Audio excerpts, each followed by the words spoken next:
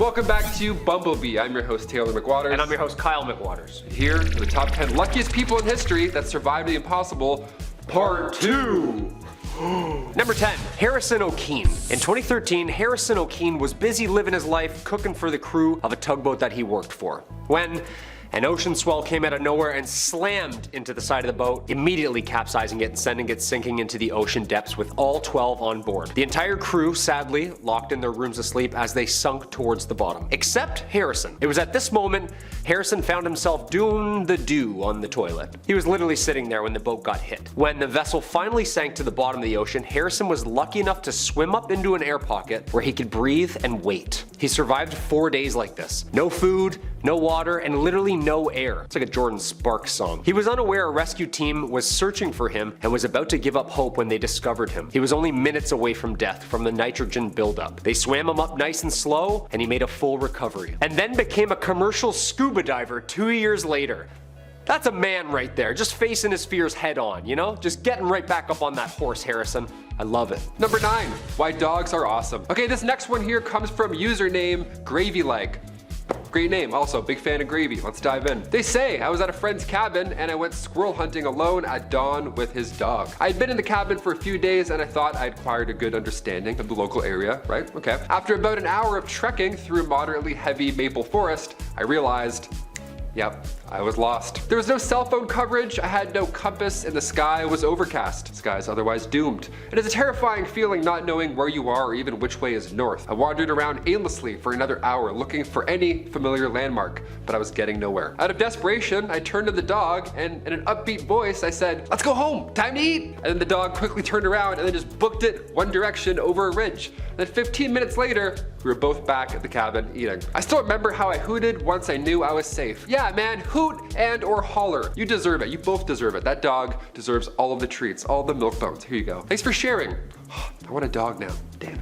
Number 8, Mauro Prosperi. Mauro is an Italian endurance athlete most notable for his 9-day disappearance and survival in the Sahara Desert whilst competing in the 1994 ultra marathon, the Marathon of the Sands. Yeah, in Morocco. Deemed the toughest race on earth, this 6-day annual ultramarathon covers 156 miles, basically 6 regular marathons. Takes place in the Sahara Desert, perfect, nice and hot. Good for endurance racing, and baking foods for about 30 to 35 minutes or until crispy. Winds brought on by an unexpected sandstorm and Mauro had disappeared off course. After backtracking, he was lost. He found a shrine structure luckily and set up shelter. Prosperi sucked on wet wipes, licked morning dew off rocks, and drank his own urine to survive. Yeah. He ate bird eggs, beetles, bats, and lizards. He lit a small fire and wrote SOS in the sand, but planes just continued on by. On the 10th day, local military police found him, and after realizing who he was, they rushed him to the hospital. Prosperi lost 35 pounds, weighing in at just 99 pounds when he was rescued. Doctors said that his liver had almost completely failed,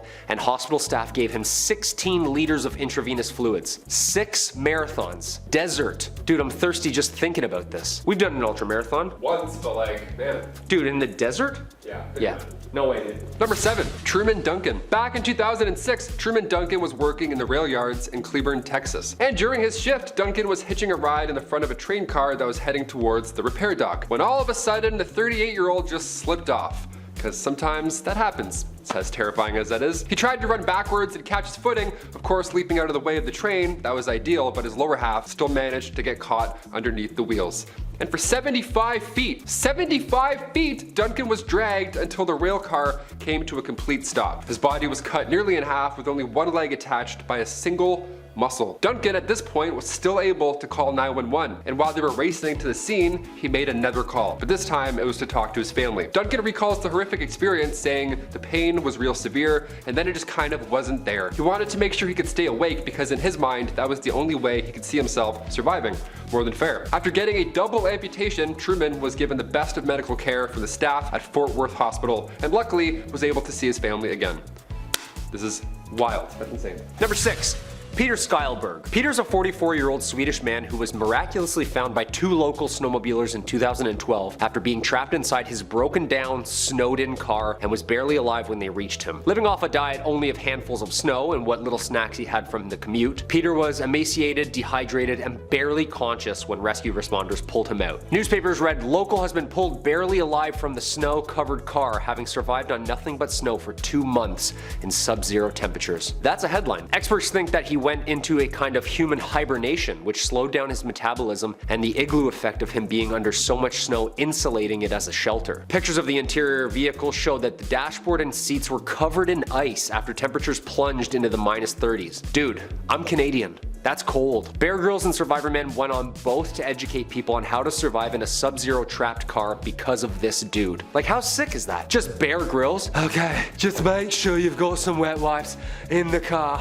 You could always suck on them for some last minute hydration and calories.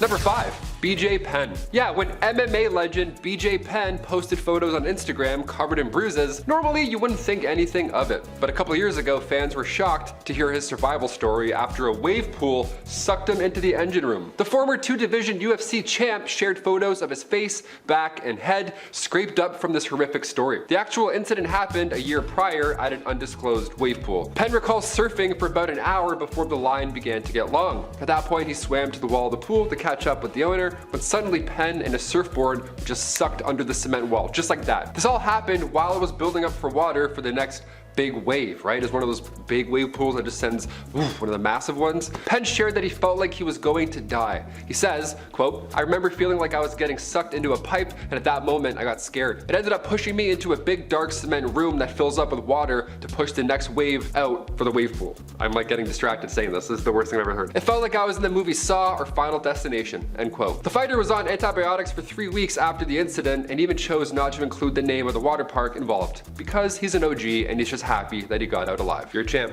Number 4. Apollo 13. Apollo 13 was NASA's 3rd moon mission landing. Well, kinda. The astronauts never really made it to the moon. Instead, they almost didn't even make it at all. Scary stuff. This is where, Houston, we've got a problem, comes from. Apollo 13 launched on April 11th, 1970. During the mission's series of events after takeoff, an oxygen tank explosion almost 56 hours into the flight forced the crew to abandon the mission and do everything and anything they could to survive the trip home. The spaceship was severely damaged, but the crew was able to seek shelter cramped in the lunar module back to Earth. If you haven't seen the great Ron Howard movie, watch it.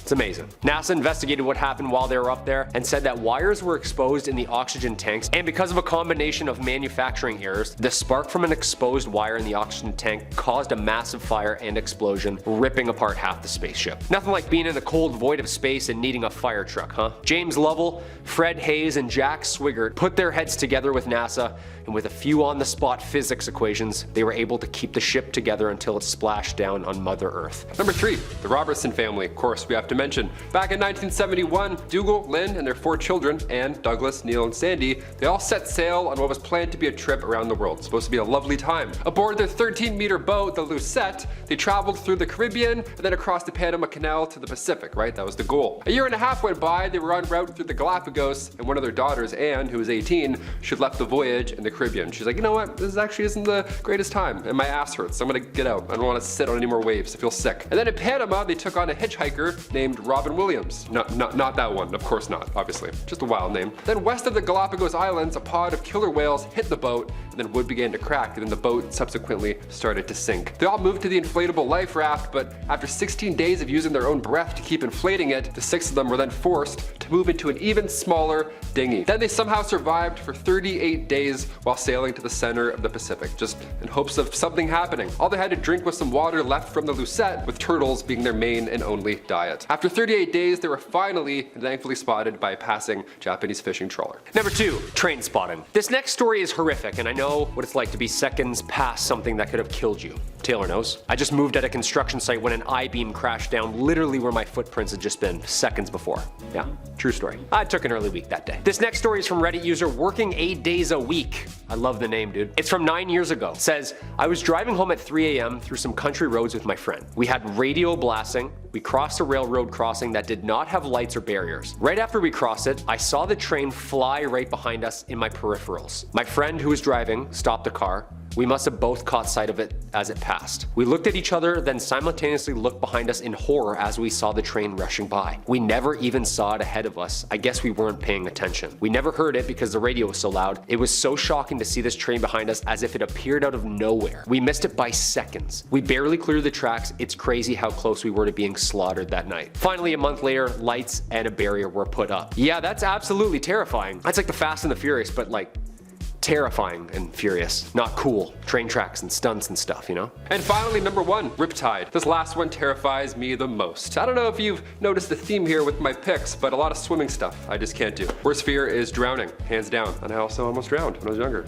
Good times. This last story I could barely finish, so hang in there with me. This was 11 years ago. Username Happy Soda recalls the day their life almost ended. They say I was in San Diego on vacation. I went to the beach and swam out to the sea. Now, I'm a pretty strong swimmer, so I had no fear of water. Everything went as expected until I was trying to return to shore. Yeah, that's when shit goes south. Listen up. Instead of going straight back, I started to swim towards a pier. I wanted to see what was going on there, but before I knew it, I felt myself being dragged into a vortex, unable to swim out. The more I paddled, the worse it got. I got exhausted. Soon I was missing breaths and started to swallow water. I thought I was going to die. In a last-ditch effort, I let myself sink underwater so I can get my bearings and make a final dash. I pretty much did everything wrong up to that point, but luckily my last blind dash just happened to be cross current. After some breath work and reorientation, I was then able to swim perpendicular to the direction of the waves and away from the vortex. And then I let them carry me back to shore. That was the closest I've ever been to acknowledged near-death scenario. Well, thank you for sharing. We're glad you're okay. And also,